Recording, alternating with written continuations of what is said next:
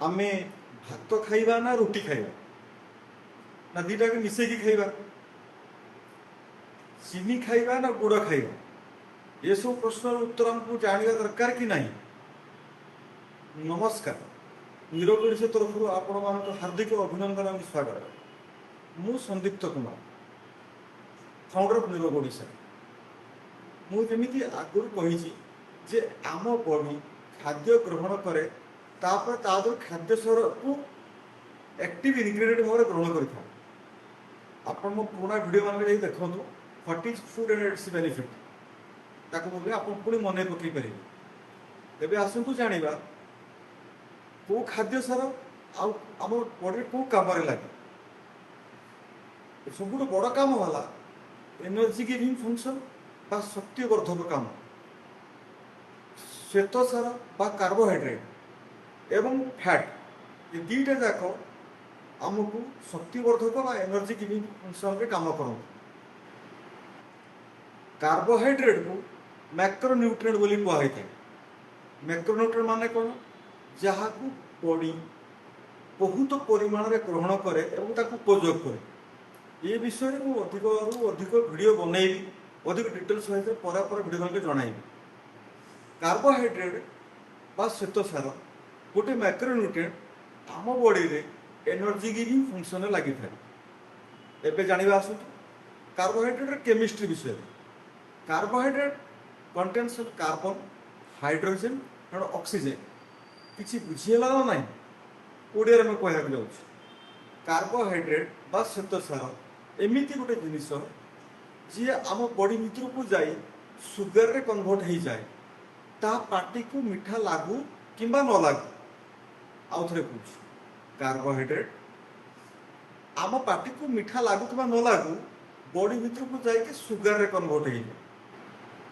Carbohydrate आम body रे पाखापाखि 60 ରୁ 80% एनर्जी दे था।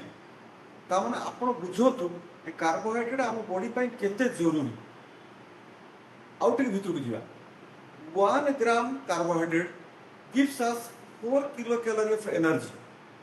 पुणी कैलोरी कौन, जमीती आमे चावल मापी था केजी रे, सोरष तेल मापी था लिटर रे, से बोले एनर्जी को मपा जाए कैलोरी। कार्बोहाइड्रेट को आमे आउटी भाषा रे साकाराइड बोली कही था। साकाराइड विभिन्न प्रकार, जमीती कि मोनोसाकाराइड, डाइसाकाराइड, पॉलीसाकाराइड एवं ओलिगोसाकाराइड। दर्शक बंधु भाई एत कथा कहीं कौन गोटे कार्बोहाइड्रेट साकाराइड मोनोसाकाराइड से कारण कौन भल कि बुझंतु। आपण खाद्य रे जो कार्बोहाइड्रेट अच्छी सी आप रक्त शर्करा बा ब्लड ग्लूकोज को एलिवेट कर सब मुख्य रोल नहीं था। अर्थ जितेबाला बॉडी भितर डायबिटिक्स किंबा रक्त शर्करा बढ़ी जीवार आम सिम्पटम्स देखू से गुड़ाक मु दायी ना मो खाद्य दायी ना मो कार्बोहाइड्रेट दायी। यार टोटाल डिटेल्स पुंखानुपुंख नॉलेज मुझे पहुँचाई सो आपड़ जापर जे मु ही मो रोगर कारण।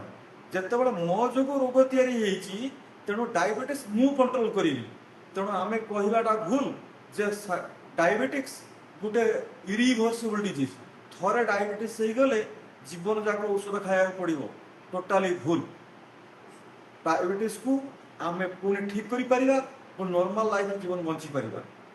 आग को भविष्य अन्य एपिसोड मान भर यार डिटेल्स आपण पहुँचाई चेष्टा करी जोटा आपण घरे बसी निज खाद्य को निजे कंट्रोल करेंगे, निज डायबिटीज को निजे कंट्रोल करेंगे।